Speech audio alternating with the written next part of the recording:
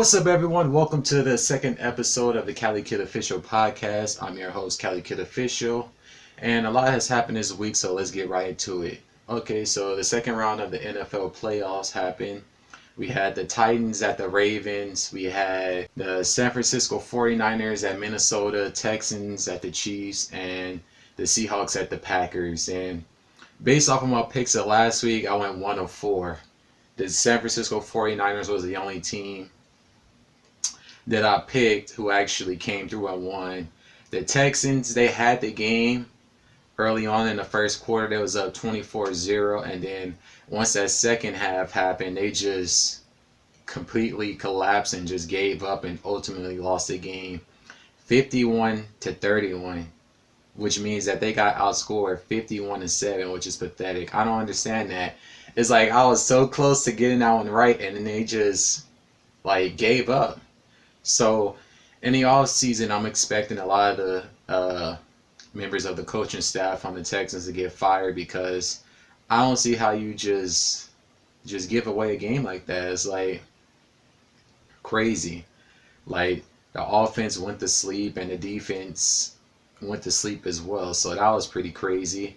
And then we also had another upset with the Titans advancing into the AFC Championship game by beating the Ravens to a tune of 28-12. It was a pretty impressive victory. The Titans are riding high after beating the Patriots and then after beating the Ravens, both of which were on the road. So next round, we're going to have the Chiefs versus the Titans, and I think the Titans have what it takes to pull it off. Their run reminds me very much of the 07 Giants, how they came in as the 6th seed, just like the Giants, and went to everybody's house and beat them. So I think the Titans have what it takes to beat the Chiefs, especially considering the Chiefs don't have much of a run game, and with the Titans with Derrick Henry as well as A.J. Brown, I think they have what it takes to beat them. So my pick for that game is going to be the Titans to beat the Chiefs to go to the Super Bowl. And then on the NFC side, we also saw the San Francisco 49ers get it done, doing away with the Vikings very easily. But the Packers and the Seahawks game was much closer. The Packers ended up winning by a total of 5 points. And that game was, fought by both sides all the way down to the end. But ultimately, the Packers defense held up and stopped Russell Wilson from, bringing his team back from another comeback. But that was a pretty solid game. So this upcoming weekend, you're going to have the Packers versus the Niners, the Chiefs versus the Titans. And from the AFC side, I'm picking the Titans to win that. And then from the NFC side, I think the Niners have what it takes to beat the Packers, because they faced each other earlier this season, I do believe, and the Niners beat them. So in the Super Bowl, I got the Titans versus the Niners, but we'll have to see if my picks hold up this time around.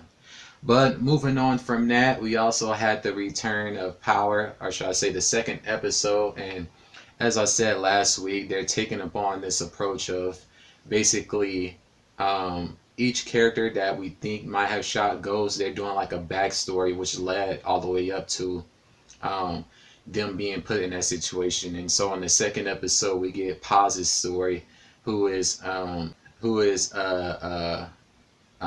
Ghost girlfriend's sister. And so basically it takes us all the way, back. Basically her father getting sick and her son not being able to continue school because he was dependent upon the money from his aunt, and that money is being put on hold because she's caught up in a case with ghosts. And so basically you see Paz scrambling, trying to figure out what to do. And then at one point she sees ghosts. Remember that car that was following ghosts? That was her the whole time. And she actually got out the car with the pistol in broad daylight and was about to shoot at him, but ultimately she decided better of that, and she got back in the car and left. And then her son found out about it, and then he tried to do the same thing, but ultimately she stopped him. And then towards the end of the episode, it's revealed that Ghost left her money to take care of whatever needed to be taken care of because of his will. And then as she's leaving the will reading, she runs into Tasha, who tells her that Tommy was the one that killed her sister, and it wasn't Ghost. And the crazy part about that is Paz had went to Tommy's apartment telling him, I need you to kill the person that killed my sister, who's Angela. And he's like, I can't do that, because deep down he knows that he's the one that did that. And then when she realizes that, she goes back to his apartment with the pistol. She knocks on the door, she opens the door, and the whole apartment is cleared out, and it basically ends there. So overall, that's a pretty interesting way to, to end the season off. Each episode is based around the person accused of killing Ghost. So we got Paz crossed off the list. Dre is dead.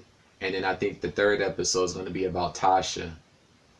So, but we just don't have to see who ultimately did it. I have a sneaking suspicion it's either Tariq or that girl that Ghost was messing around with, the campaign strategist chick. It could possibly be her, because he has his hand stretched out like this as if to embrace a person with a hug. So it has to be somebody that's close to him, and those are like the two people I think, could possibly have pulled that off. But moving on from that, also in the sports world, the Astros got caught with their hands in a cookie jar. So if you guys don't know, during the 2017 season, the Astros won the World Series title, and there were suspicions that they were cheating. There was videos showing members of the Astros banging on the gates as if to signal what type of pitch or whatever was coming. And ultimately, those suspicions were founded in reality, because ultimately they were hit with a substantial fine. They lost a first-round pick, they lost a second-round pick, and they were fined $5 million. And then several of the people that were part of the original coaching staff was fired. It says Houston Astros general manager Jeff Luhnow and manager AJ Hinch were fired by owner Jim Crane on Monday after Major League Baseball announcement of discipline following the sign stealing scandal. Let's see what else it said. A league investigation confirmed the Astros cheated by using camera-based sign stealing system during the regular season playoffs of the World Series, won in 2017 season, and during part of the 2018 regular season. So we saw a lot of suspensions from that, and then we get a lot of anger from the players, specifically CC Sabathia of the Yankees, who he felt that if it wasn't for that, they would have beat them, because as he pointed out, the only wins the Astros got were away and at their stadium, not at Yankee Stadium. All of their losses was at Yankee Stadium, and he feels that if they didn't have that cheating going on, the Yankees would have beat the Astros and ultimately went on and destroyed the Dodgers. So in his mind, he feels as though they're the World Series champions, and he says there's nothing that can change their mind. And then we also get some other interesting developments. A member of the actual of that Astros team, the person's niece even says something that says, "I'm told to stay quiet because I refuse. Sorry, Tio," which is Uncle Jose Altuve and Bregman wore devices that buzz on inside right shoulder from hallway video guy. Let's get it all out now. So damn, you even got your niece snitching on you, so they gonna be in some hot water. She says, "I have pictures from the locker I will keep for rainy day. Altuve didn't want shirt turned off, if I remember. Maybe I misspoke, but Chapman gave up home run in game." And so basically you have Beltran's niece telling the whole story too, which was crazy. And then we have this right here. Let me pause it, because there's a video of him running, and it shows him like holding his shirt, telling people not to pull on it. You asked the teammates not to tear your shirt. Why?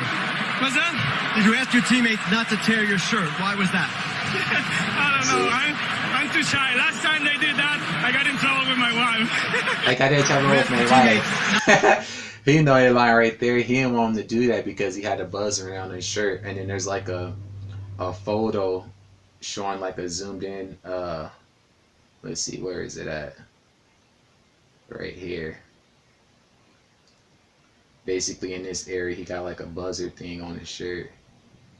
You can see it right there. So Astros is in some hot water, and all the players is pissed off about it, as well as the fans. Vacate that goddamn title. Just make Pete Rose scandal seem like small potatoes. Lifetime ban here. So yeah, a lot of shenanigans was going on in Major League Baseball this weekend. So I'm expecting more suspensions to be handed out, because so far the only people that have been disciplined was pretty much the manager, the managers of the team. I think Beltran just recently got into hot water as well, because he was a manager. Because he was on that team, and now he's a manager on another team. So that whole ordeal was crazy.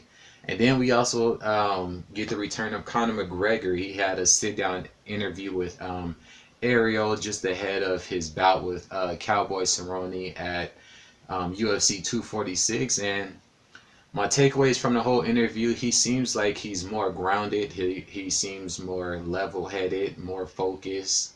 It looks like the fire that he had when he first started his career has returned. So no cheap shots thrown. He talked about during the build up to the Khabib fight that he was partying and drinking and stuff, and he wasn't taking that as serious as he should, and he credits that with him ultimately losing, and he says that he's gotten back focused and whatnot.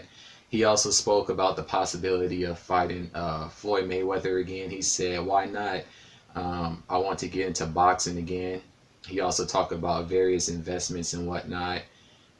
He talked about lawsuits and scandals hurled at him. Like he had some issue with a female. He basically said that all will be revealed in time. He couldn't really touch too much upon that, but basically he denounced all of those accusations drawn towards him. So this upcoming pay-per-view, I'm expecting him to deliver.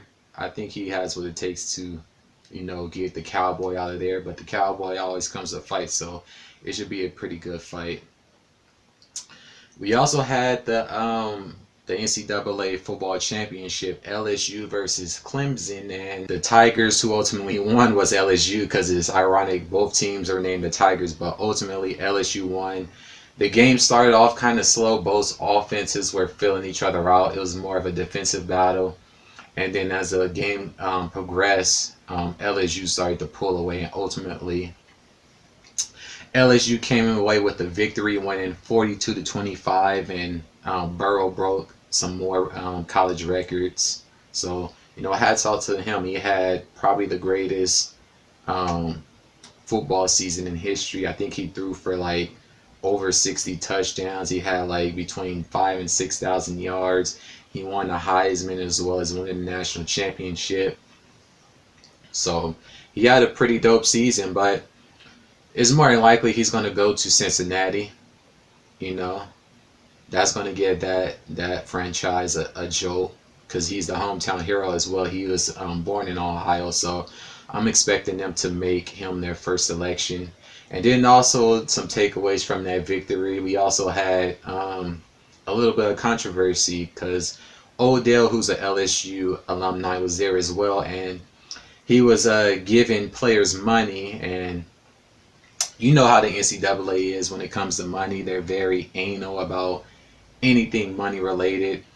Some of the players said that the money was fake, and then we had the quarterback come out and say that the money was real, but we don't know what's going to happen with that, because a lot of those players aren't going to be returning. But I'm pretty sure the NCAA is going to try to find some type of way to screw them over. And then we also see some of the players, smoking cigars, and then that brought in the security, who kind of took a bit of an issue with that, and ultimately was like questioning a lot of the players. And then we see a video clip of Odell Beckham slapping one of the policemen on the butt. I guess because he was excited. You know, his team that he played for when he was in college that just won. So he was excited. And it's been reported that a warrant was issued for his arrest because of that, which I'm expecting that to go away pretty soon. I'm pretty sure he's just going to have to pay some type of fine or something. Because in the video, the police officer, it didn't show him arresting him. I mean, like, they spoke, but it didn't show him arresting him. So personally, I think they should just let Odell be Odell. I think because of who he is, people always want to try to punish him or talk about him crazy, specifically in the media. So I'm expecting that whole story to blow over. And then also this week we saw the return of the Crisis on Infinte Earths series, the last 2 episodes. So ultimately, the Green Arrow becomes the Spectre, and then we see the Spectre doing battle with the Anti-Monitor, and ultimately he makes a sacrifice of himself, which helps to create an alternate and new world, and all the infinite universes basically become one. So all the characters that were on different Earths, they're now in the same universe, which they all come to realize. And then we also saw like a special appearance from the Flash, played by Ursa Miller, interact with the Flash on the CW network's character as well. So I thought that was pretty interesting. And ultimately, at the end, we also see the resurrection of the Justice League, and they leave an open seat for Oliver, which is pretty cool. So I mean, it's kind of bittersweet to see, you know, the character that played Oliver Queen leave the show, because Arrow was the first series that the CW had in terms of, you know, the comic TV shows. And then I think after that you had DC Legends, I do believe. DC Legends. Or maybe it was a Flash. But I know Arrow was basically like the senior show. And now that the Arrow is gone, they're going to be introducing like the spin-off of that, which is going to be carried by his daughter Mia, and basically the kids that we saw running with her. So that's pretty cool. And then we're also going to be seeing Superman and Lois get their own show. So got a lot of shakeup going on, but ultimately the Crisis, it was pretty cool. It was pretty cool. Also, moving on from that, in music, we see Roddy Ricch get the #1 spot for his album, Please Excuse Me for Being Antisocial. And a lot of shenanigans have been going on since it's been debuting at #1. We saw artists like Justin Bieber and Selena Gomez basically trying their damnness to get that #1 spot. We saw Justin tell his fans all the different tricks and maneuvers to manipulate the system into getting his album #1. He was like, "Oh, you can stream the song and turn the volume on low and just have it loop over and over while you sleep," and stuff like that. And then we get a little video right here from Selena Gomez. Let's see what she got to say. So I just found out that my album is next to another incredible artist. You can hear the hurtness in her voice. That, you know, it's not about numbers for me, but it's not about numbers for you, but you want that #1 spot, so it is about numbers for you. I would love for the most important album I've ever released to become #1. So, if you don't mind streaming it or listening to it they hurt. on platforms, it would mean the absolute world to me. This is, again, something I dreamed about for so long. But regardless, I just hope that you guys are enjoying it and that it all it's something that you all can just enjoy and have. So Yeah, she heard. no worries, either way, I'm happy. She says it's not about numbers, but yes, she wants her fans to stream it so she can get that #1 spot. It's like they're so pressed about Roddy Ricch album being #1 that they want theirs to be #1 too. But and then we see Roddy basically kind of like troll again. He says, "Stream Rare by Selena Gomez, Flames." And he did the same thing for Justin Bieber when Justin started this whole thing. So it's been a rough week from the pop artists. They've been trying their damnedest to knock Roddy Ricch off that top spot, but he put out a solid project and he got that lead single, The Box, which went viral. You had several different YouTubers and other content creators create skits around the song about the way the song was made and everything else. So we'll see what happens with that, but I thought that was kind of funny that that they going through all those extremes to try to knock him off that spot. And then we also see Eminem release a surprise album. It's called Music to Be Murdered By. It's pretty dark and morbid. And we also saw a music video for the song Darkness released from the album. And basically the visual, it opens up with him talking about drugs and the thoughts of someone being alone and maybe that person might be schizophrenic. And then as the video progresses, you start to see that the video isn't about him, although early on it seems like it's about Eminem talking about his personal life, but it's actually speaking about the inner thoughts of the Las Vegas shooter and everything that led up to that moment. So it was pretty crazy. And then at the end, you see him standing in a studio with a bunch of TVs morphed into the shape of the United States. And basically, each TV shows a different shooting. And ultimately, it's a call to action for gun control. So if you guys haven't seen it, you guys can look it up on YouTube. But I thought it was a pretty interesting MV. And then he also takes some jabs at Lord Jamar, and he also discusses his beef with MGK. He ultimately says that beef is over with, and he said that when he looks at him, he sees himself, but the person that's trying to be him is more corny. And then he talks about Lord Jamar. He says something to the tune of, "You're the weakest link in the group, Brand Nubian." So that whole ordeal is going to continue on. And then we also saw the posthumous release of Mac Miller's album Circles. I haven't had a chance to listen to it, but from what I've heard, it's a pretty solid project. So I think I'm gonna give it a listen. But that's pretty much going to do it for this week's episode. Make sure you guys like, share, and subscribe to the channel. Also, I'm thinking about doing a fan segment part where you guys can submit questions and I'll give you answers or whatever. So I'm thinking about doing that. So if you guys have any questions or anything like that, you can just leave a comment below or hit me through any of my social medias or whatever. But until the next one, peace.